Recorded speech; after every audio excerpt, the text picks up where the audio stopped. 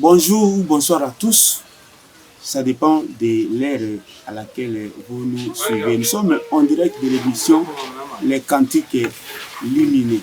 C'est cette émission au cours de laquelle nous enseignons, nous louons et nous adorons aussi le Seigneur.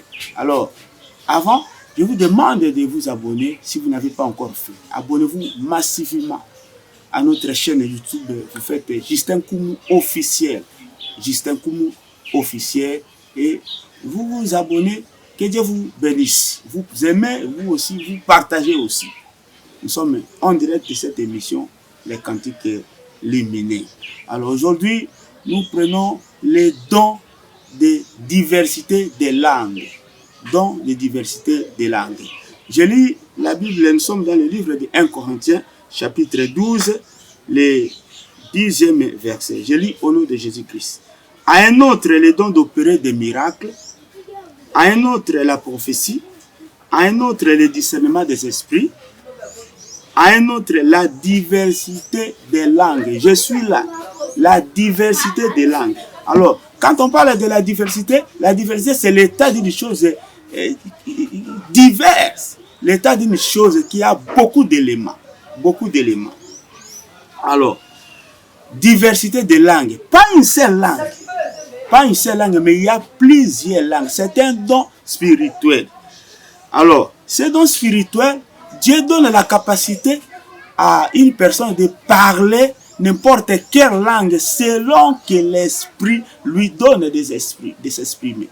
Celui qui a le don de parler en langue, le don de diversité de langues, il peut parler même en chinois, même en russe, même en latin. Il peut parler n'importe quelle langue qu'il n'a pas parlé ou qu'il connaît, selon que l'esprit lui donne de s'exprimer. Peut-être après avoir parlé, il ne se rend pas compte qu'il a parlé le chinois, il a parlé le russe, il a parlé le latin. Parce qu'il a parlé sous l'impulsion de l'esprit. Alors, nous voyons au jour de la Pentecôte, je lis la Bible dans le livre des Actes des Apôtres. Nous lisons Actes des Apôtres. Allons dans Actes et voyons comment est-ce que cela a été fait. Actes des Apôtres, je suis dans le chapitre 2, le 4e verset. Je lis au nom de Jésus-Christ. Et ils furent tous remplis du Saint-Esprit et se mirent à parler en d'autres langues selon que l'Esprit leur donnait de s'exprimer. Voilà. Ils étaient tous remplis du Saint-Esprit et ils se mirent à parler en d'autres langues. Voilà. C'est ça le don de diversité des langues. Tu ne peux pas parler seulement une seule langue. Moi, je me demande la diversité de langues que nous entendons aujourd'hui. Est-ce que c'est sous l'impulsion du Saint-Esprit? Est-ce que c'est l'Esprit de Dieu qui leur donne de s'exprimer? Ah, ça reste à désirer. Parce qu'au jour de la Pentecôte, les gens, les apôtres qui étaient réunis en un seul lieu, ils commençaient à parler en d'autres langues. En d'autres langues selon que l'Esprit leur donnait de s'exprimer. Alors pourquoi aujourd'hui les gens, quand ils se donnent, ils disent qu'ils parlent, ils ont les dons de diversité de langues. Pourquoi les gens parlent qu'une seule langue? Chodoboro, Chita, Karakaraba. Si tu quittes Kinshasa, tu vas à Bandundu, tu vas à l'étranger, tu vas dans n'importe quel pays, les gens parlent une seule langue. Moi je me demande, est-ce que c'est ça le don de diversité de langues? Ici on dit diversité de langues, c'est plusieurs langues, pas une seule langue. Pas une seule langue. Alors, je lis encore la Bible dans le livre de Marc. Je descends, le livre de Marc, chapitre 16, parce que nous disons que les dons de diversité de langues, c'est un don spirituel que l'Esprit de Dieu donne à qui il veut. Marc, chapitre, je suis dans le 16e verset, le chapitre 16 plutôt, le 17e verset. Je lis, il est écrit comme ça. Voici les miracles qui accompagneront ceux qui auront cru. En mon nom, ils chasseront les démons. Ils parleront de nouvelles langues. Voilà. Des nouvelles langues, c'est toujours au pluriel. On n'a pas dit ici, ils parleront une seule langue. Mais pourquoi les gens qui disent qu'ils ont les dons de diversité de langues ne parlent qu'une seule langue? Non. Non. Tu ne peux pas parler une seule langue. Parce que les dons lui-même s'appellent dons de diversité de langues. Il faut parler plusieurs langues, pas une seule langue. Alors quand moi je le vois, ou j'entends quelqu'un s'accrocher à une seule langue, ici, nous sommes à Kinshasa. Tu te déplaces dans n'importe quelle ville, tu quittes même Ngaliema, tu vas à Gombe, tu vas à Massina, la même langue est en train d'être parlée et les gens disent qu'ils ont les dons de diversité de langue. Là, ça reste à désirer. Il faut vraiment se poser une question. Est-ce que ça, c'est les dons de diversité de langue ou bien ce sont les dons des hommes? Ce n'est pas de cette manière que le Saint-Esprit a donné aux gens les dons de diversité des langues. Alors, nous voulons encore noter une chose. Les dons de diversité des langues, on ne peut pas l'apprendre. On ne peut pas commencer à apprendre quelqu'un comment parler en diverses langues. Non. Comme je vois aujourd'hui, quelqu'un fait sortir sa chanson et il parle en langue dans la chanson. Il va enregistrer cette langue dans le studio. Là, je suis contre ça. Ça, ce n'est pas le don de diversité de langue. Parce que quand l'Esprit te donne, tu ne peux pas te rendre compte. Mais quand je vois quelqu'un sortir sa chanson et parler une nouvelle langue, une langue dans la chanson, il a eu à préparer, il a eu à répéter. Là, le Saint-Esprit n'est pas là. Là, le Saint-Esprit n'est pas là. Parce que le Saint-Esprit va te donner, tu vas t'exprimer comme lui il veut. Alors, il y a aussi une chose que nous devons noter. Les dons de diversité de langues, on parle à Dieu, on ne parle pas aux hommes. On s'adresse à Dieu, pas aux hommes.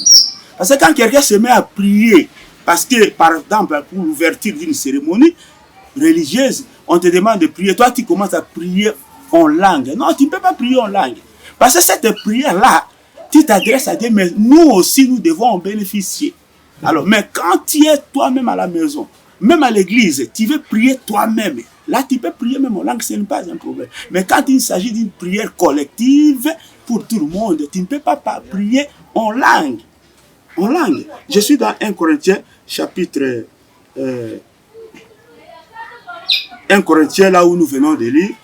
Je suis toujours dans le livre de 1 Corinthiens, mais cette fois, nous lisons le 14e verset, 14e chapitre, le verset de je lis au nom de Jésus-Christ. Oui, permettez-moi, je suis allé un peu vite en 2 secondes. Je recule un petit peu. Je disais, nous lisons 1 Corinthiens chapitre 14, le 2e verset. En effet, celui qui parle en langue ne parle pas aux hommes, voilà, mais à Dieu, car personne ne le comprend. Et c'est ton esprit qui dit des mystères. Quand quelqu'un se met à prier en langue, ce n'est pas pour les hommes. Il parle à Dieu. Alors, maintenant, celui qui a les dons de diversité de langues, quand il parle pour que nous aussi nous soyons édifiés, il faut qu'il y ait un interprète. Parce que quand il parle, il y a des mystères. Il faut que ces mystères soient révélés. Alors, il y a aussi un don qu'on appelle don d'interprétation de langue. Il faut que celui qui a le don d'interpréter des langues soit là pour nous expliquer les mystères parlés, les mystères écoutés par les parler en langue, par la diversité des langues de celui qui a le don de diversité des langues. C'est ça. Alors, la Bible dit que s'il n'y a pas le don d'interprétation des langues, qu'on se taise. J'aimerais bien lire ce verset. Je suis toujours dans le livre de 1 Corinthiens chapitre 14. Nous lisons le 27e et 28e verset. Voilà. 1 Corinthiens chapitre 14, versets 27 et 28. On est-il qui parle en langue que 2 ou 3 ou plus parlent, chacun à son tour, et que quelqu'un interprète. Je souligne, et que quelqu'un interprète. S'il n'y a pas d'interprète, qu'on se taise dans l'église et qu'on parle à soi-même et à Dieu. Voilà, la Bible dit bien, c'est noir, c'est blanc. S'il n'y a pas d'interprète à l'église, qu'on se taise. Mais si je suis chez moi à la maison, je vais prier, même en langue. Là, je n'ai pas besoin d'avoir un interprète. Parce que je ne m'adresse pas aux hommes, mais je m'adresse à Dieu. Je n'édifie pas les hommes, mais je m'édifie moi-même. Mais si je suis dans l'église, je vais prier en langue, je vais parler en langue, je vais faire passer un message en langue. Même je vais prêcher en langue, il faut faire passer un message. Il faut qu'il y ait un interprète. S'il n'y a pas d'interprète, c'est noir si blanc, qu'on se taise, c'est-à-dire qu'on ferme la bouche. Parce que l'esprit des prophètes est toujours soumis aux prophètes.